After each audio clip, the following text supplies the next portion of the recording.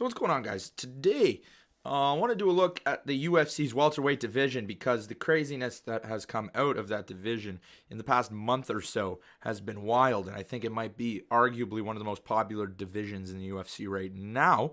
And I just want to take a look at what 2019 has in store for that welterweight division, following the most recent fight of Kamaru Usman dominating Rafael dos Anjos, and even a division about the 165-pound division that has been teased about. A lot of 170 fighters might come down. A lot of 155 fighters might come up. Just a lot of discussions on that. So let's start off by looking at the welterweight division with looking at a chaotic entry that marked the beginning of the UFC's funky era in the welterweight division, seeing the trade for DJ from 1FC, sends DJ to 1FC for Ben Askren. And rivalry between Dana White and Askren has been documented over the years. And just a couple of months ago, the consensus was Askren would be one of the best fighters never to grace the UFC octagon. But now he has been signed, raised a whole lot of hell on Twitter, and has been matched up with Robbie Lawler at UFC 233, one of the guys that he hadn't even fought, hadn't even argued with, hadn't even called out on Twitter. And he's an undefeated fighter. And it's not the only storyline that started immediately after Ben was signed.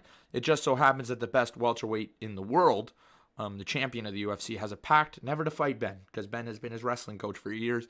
They've wrestled together. They're great friends, and it's been common knowledge that those two are not going to fight each other. So for the foreseeable future, the funky one won't be a contender lined up for a shot at the title. And the other ongoing thing, the feud between Woodley and White, has stirred up things even more. It's kind of like Woodley and Askren versus Dana White. As Tyron said, Dana should shut the up in regards to the Askren-Woodley bout. So I feel like Dana will probably be cheering Covington on when Woodley and Covington fight.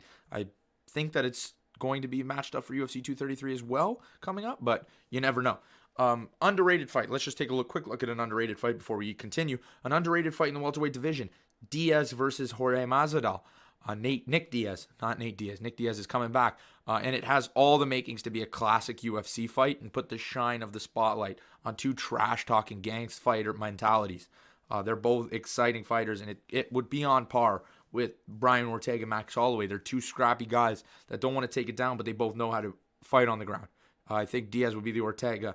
Jorge would be the Holloway in that kind of fight, but they're just even closer. I wouldn't see a winner in that fight. And like this fight, it has me so damn excited for the possibility of these fighters going forward in that division. Whoever wins, whoever loses their next fight. I love Masvidal and I love Diaz. They're both awesome fighters. We get possible matchups like Diaz versus Askren. Askren called out Jorge Masvidal, so that's always a choice. Masvidal, Askren, that would be a great fight. Ben did call out both of them. He called out both the Diaz brothers and Jorge Masvidal on his entry to the UFC. But just as an overall fight between Masvidal and Nick Diaz, you better find some time to see these fighters go at it because it's going to be crazy.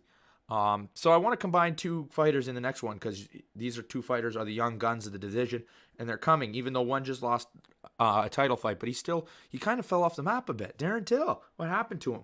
He was riding a huge hype wave. I think the UFC put him in there with Woodley a little bit too early. They rushed him against Thompson, thought he lost to Thompson, and then he got finished by Woodley. So I think they rushed him to that spot, but he was at the top of his game. He was running the UK for a little bit there, and then he just kind of fell off. And I think not a lot of people have been saying this because Usman has been calling out a bunch of people, but I would love to see Usman versus Till. They were calling each other out before all this crazy stuff happened, before Usman dominated RDA. And it's still a fight that I would love to see if we get Woodley versus Covington. If Askren is fighting Lawler, we do Usman versus Till. That would be awesome. But Till fell off the map a bit as we've been going. I wrote this script a little bit ago, and I was advocating for a Till Usman fight, but we haven't seen Till forever, so I can't really say that at all. But Usman Askren is a good fight. I'm down to see Usman Askren if that is something that they want to put forward in 2019. Finally, in the welterweight division, I think it's finally because we could say Ponzinibbio coming up. He's a young gun fighter who wants a crack at Woodley, but I think he's going to have to do a couple more fights before he's in contention for that. Maybe give him the winner of Diaz Masvidal. But continuing, next we have that one guy. While everybody goes straight, he turns so far to the right that he's now in position of a number one contender after beating RDA. He's the heel of this division. I think we all know who I'm talking about. It's Kobe Chaos Covington. And he's next in line, as it seems, for the UFC welterweight belt. And he can shake up that entire division if he won, man. I don't think anybody counts him in for winning that fight. But, man, it's a possibility. It's a possibility. It's crazy in that division. This guy got a gas tank to go. He can go off all 5 rounds. We saw it in the RDA fight. But in the Dos Anjos fight, it looked like he took a couple shots from RDA that if he takes from Woodley, he's going out for the count. But you never know. It's the UFC. It's hard to predict fights, and it's hard to predict 2 fights with 2 guys. One guy, he has a gas tank now. I think Woodley has a gas tank now, even though the only guy that really pushed Woodley to the edge, Woodley's last loss, was Rory McDonald. It was his last loss in his 10 fights. So I'm excited to see the build, seeing how angry Woodley's going to get in that fight. It's going to be an exciting fight too. Just the animosity that's going to go into it. Woodley's going to try and take his head off, stop the takedown, and then Kobe's going to try and take him down and pound out a decision win. And if Covington wins that fight, then we're into a hectic 2019. But if Kobe loses, all likely that Kobe loses, it's straight into other matchups that we want to see with killers like Usman, Till, Askren, all the people I mentioned, Diaz, Masvidal. Great fights that are all going to blow up in 2019. I'm already calling it. Masvidal, Diaz is going to blow up quick. It's going to blow up quick. Both guys are going to stand and bang. It's not going to be no takedowns. Nobody's going to try. The way to win against Diaz is to take him, not even take him down. He's a great on in the ground. Kick his legs out. If Masvidal's probably going to try that, but I think they're going to scrap it out.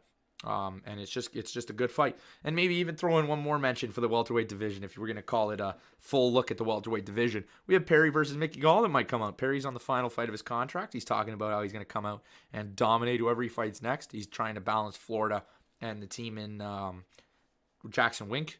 And who wouldn't be excited to see these 2 guys go? They will both talk before the fight. Mickey Gall has been known to trash talk. That would be awesome.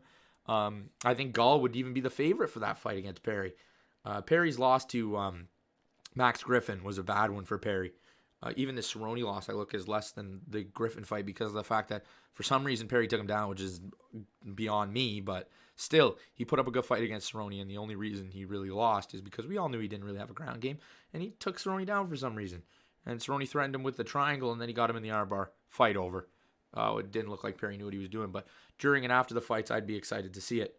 So that's a look at the welterweight division for 2019. If you want a list of the contenders to watch out for, Ben Askren has been talking a lot. Watch his stuff with Ariel Helwani. It's hilarious. We have Tyron Woodley, obviously. Dana White all fit mixes into this. Maybe we get a Dana White, Kobe Covington versus the gym, American Top Team. That would be awesome if they still fight under American Top Team. I don't know what Woodley and Askren's gym name is. You're going to have to check me up on that.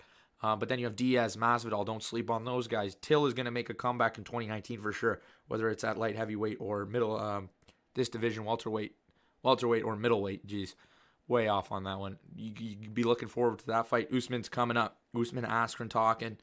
Usman wants a shot at Kobe. Usman wants a shot at Woodley. A lot of good fights there. And then you have Perry and Mickey Gall, who I'm excited to watch. And Ponzinibbio, who's on the come up. But let me know what you guys would be most excited to see in 2019 regarding the UFC welterweight division. It's stacked. It's going to take the top off this year. I'm excited to watch. You guys let me know in the comment section below, okay? If you're watching in the day, have a great day. If you're watching at night, have a great night. And that's going to do it for me. Peace out, guys.